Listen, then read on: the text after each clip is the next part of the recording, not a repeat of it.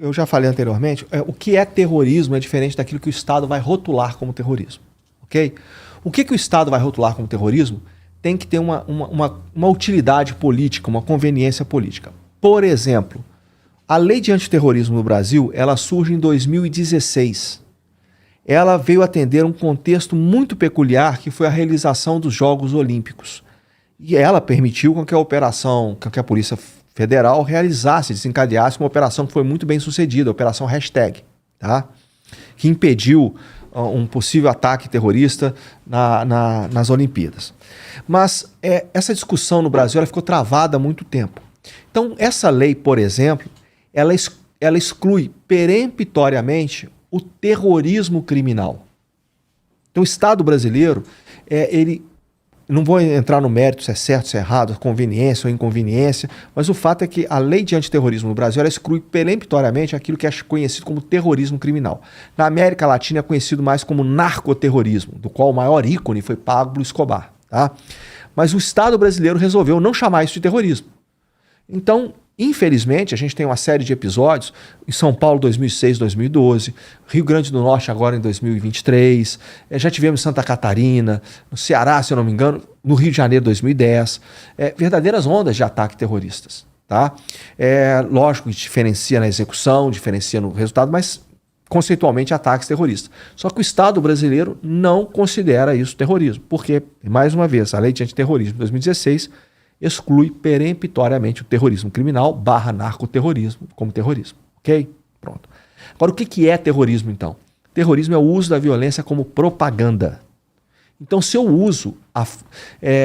se eu vou matar, por exemplo... Se você pega, por exemplo, o novo cangaço. O novo cangaço, são os domínios de cidades, né, o crime violento contra o patrimônio, são ações extremamente violentas. Efetivos superiores a 30 homens, armamento explosivo, uma forma muito agressiva de crime. E é lógico que quem vive aquilo ali, que é tomado como refém, ou quem acorda no meio da madrugada com tiros, com as explosões, etc., ele vive o pânico, ele é acometido do terror. Mas, por enquanto, essas ações, por mais violentas, por mais abjetas que sejam, elas não têm objetivo psicológico. Elas acabam adquirindo uma publicidade por causa da sua importância, da sua magnitude, etc. Mas o fim dela é subtrair o dinheiro. Não é a propaganda em si, não é veicular uma mensagem. Isso é importante fazer essa distinção, porque isso afeta diretamente o tipo de resposta que o Estado vai dar. Tá? Às vezes o que eu falo, às vezes tem um atentado aqui contra um bicheiro, matou o filho de um bicheiro no Rio de Janeiro, explodiu um carro dele. Não é porque explodiu uma bomba que é terrorismo. Talvez pode ser uma forma extravagante de homicídio. Tá? Mas se eu faço a violência porque eu preciso mandar uma mensagem, aí eu estou falando de terrorismo. E aí tem uma série muito grande de terrorismo, etc. Eu falei inicialmente que boa parte como não existe consenso, tá? Existe uma quantidade muito grande de definições de terrorismo. E nessas definições, a maior parte delas traz a palavra medo. É como se o grande objetivo do terror fosse inculcar o medo em um determinado público-alvo, em determinada população. Isso não representa integralmente a verdade. É lógico que alguns atentados eles têm por objetivo realmente difundir o medo. Mas por outros públicos-alvos, que o mesmo atentado pode ter diferentes públicos-alvos. Tá?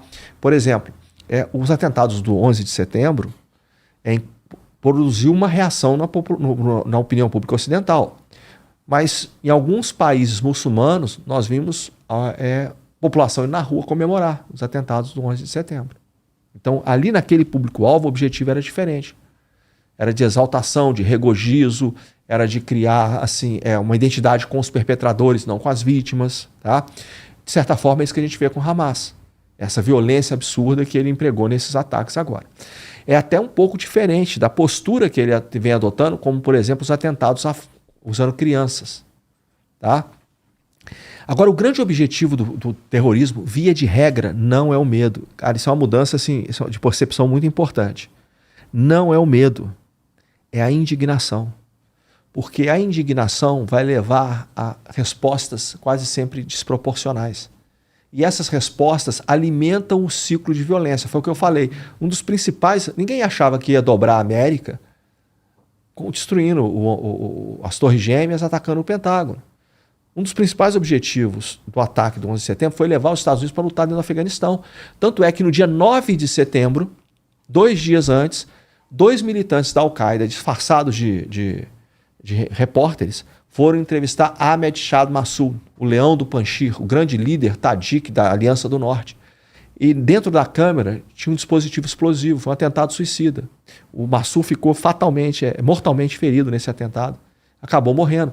Ou seja, 2 dias antes do 11 de setembro, uma ideia de que estava preparando, era o único reduto que o Talibã não controlava. Então, já preparando o terreno para o atentado do 11 de setembro, em outubro, o atentado foi em setembro, em outubro os Estados Unidos estavam patrocinando a Aliança do Norte.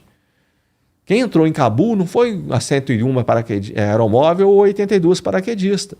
Quem entrou em Cabul foi a Aliança do Norte, patrocinada pelos Estados Unidos. Então, assim, você mostra, a gente está falando isso para mostrar que a eliminação do Massoud estava diretamente associada ao atentado do 11 de setembro e a ideia de que os Estados Unidos iam lutar dentro do Afeganistão.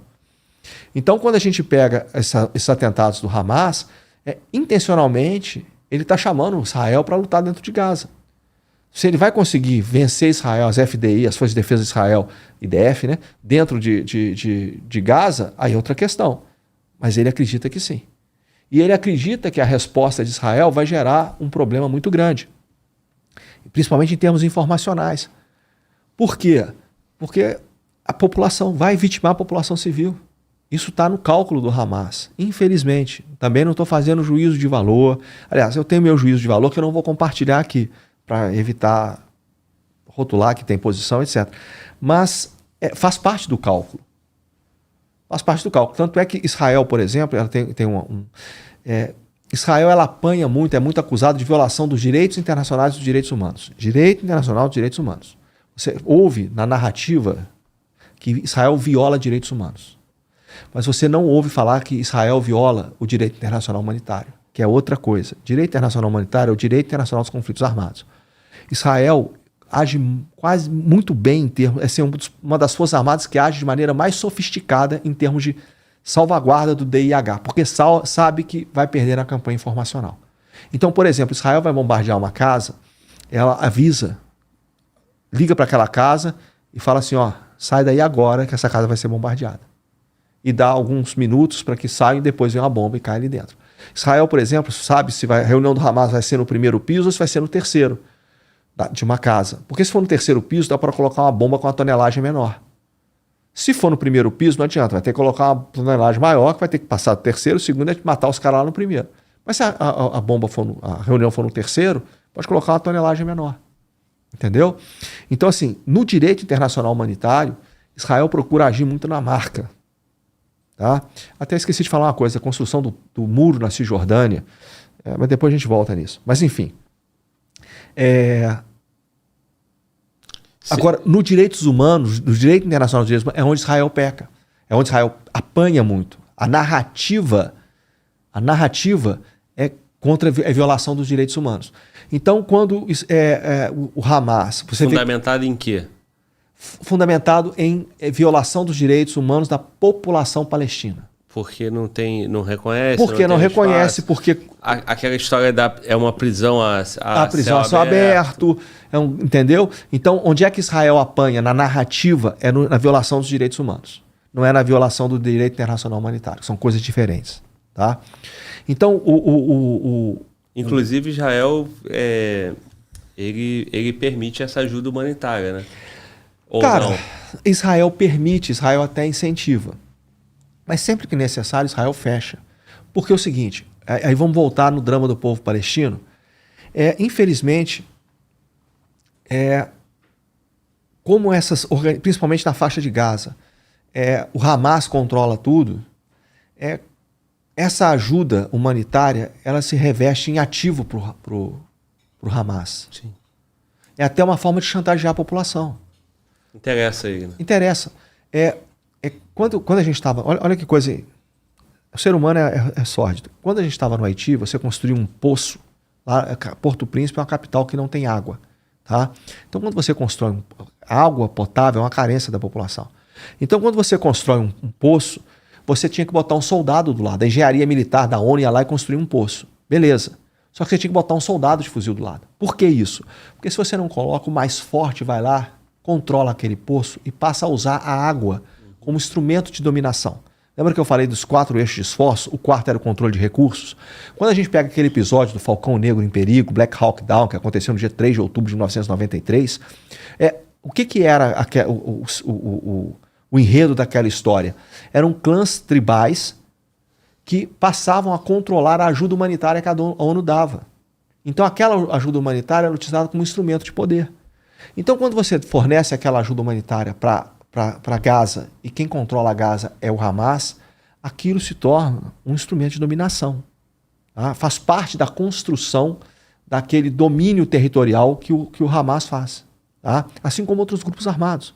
Quando a gente pega aqui a comunidade no Rio de Janeiro, a água furtada, a luz furtada, o gás, só pode comprar o gás, isso são recursos vitais.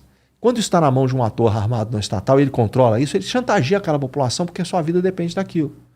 Então a ajuda humanitária, e outra coisa, e muitos, mais na frente quando eu vou falar da questão do povo palestino, a gente observa que os governos árabes, essa manutenção, quando eu falei lá atrás, a tragédia do povo palestino como um ativo político, como um capital político, a gente observa que muitos governos árabes, em termos práticos, tá?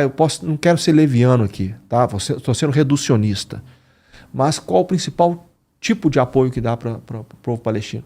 Armar o povo palestino, para alimentar esse estado de beligerância constante contra Israel. Tá? Então, quando a gente vai falar de tragédia do povo palestino, acho que é importante a gente olhar o papel de Israel. Tem gente que coloca nesse balaio de gato o papel dos Estados Unidos, que é muito questionável. Agora a gente tem que olhar os governos árabes, tá? A dinâmica o papel que eles exercem nessa dinâmica, tá? E convém para eles? Cara, de certa forma, é usado como um peão num tabuleiro de xadrez. Sim. Tá certo? E vem sendo explorado isso. E vem sendo esse drama vem sendo explorado há muitos anos. Tá?